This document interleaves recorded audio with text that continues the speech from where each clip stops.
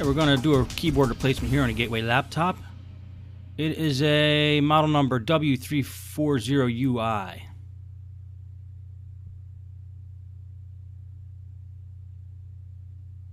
can see a couple keys are missing here. The way to get the keyboard off is to remove that top plate right under the screen.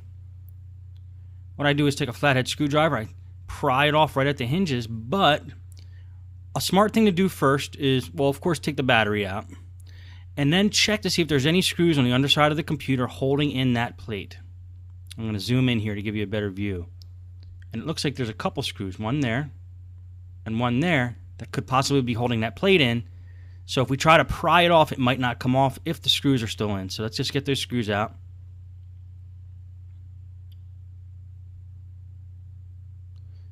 And then there's two more screws that could possibly be holding that plate in.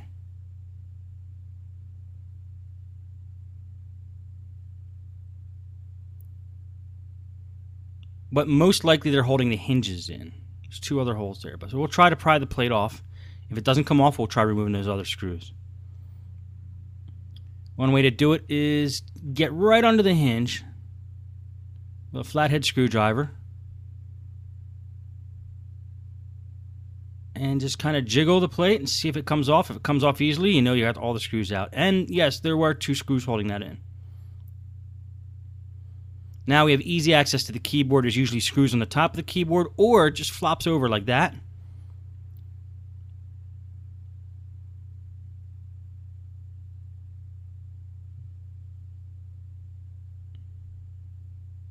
I'm going to show you a close-up here of the actual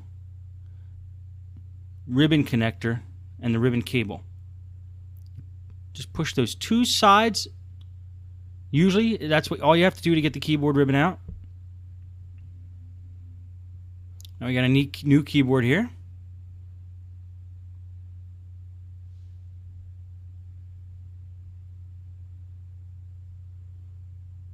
And you push the ribbon back in. The new keyboard. Sometimes it's easier to do it while the keyboard's laying flat like that. Whatever's easiest. Those cables are not very long usually. I'm going to zoom back in here. You push that cable in and you clamp one side down and clamp the other side down. If you have nails, great. If not, use a screwdriver or preferably something non-metal.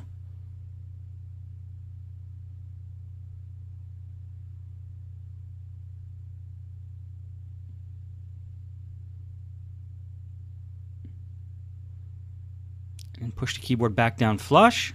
If there's no screws holding it in, then just replace the plate and the plate will hold it down.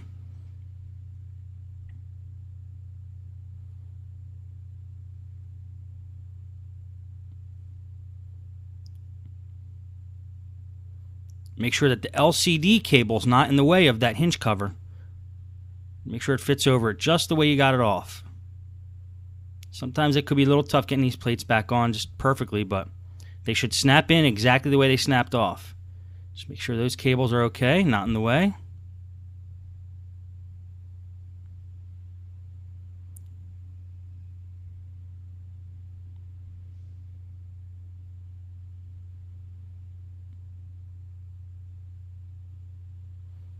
Everything looks okay. It might have been a tight fit in there in the first place, so that might be why it's not working. Okay, there we go.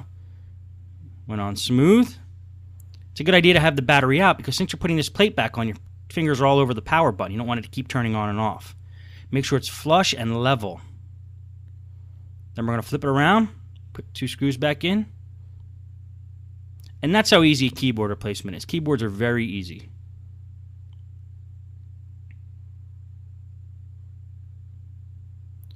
And that's how you do a keyboard replacement on a Gateway laptop. There you go.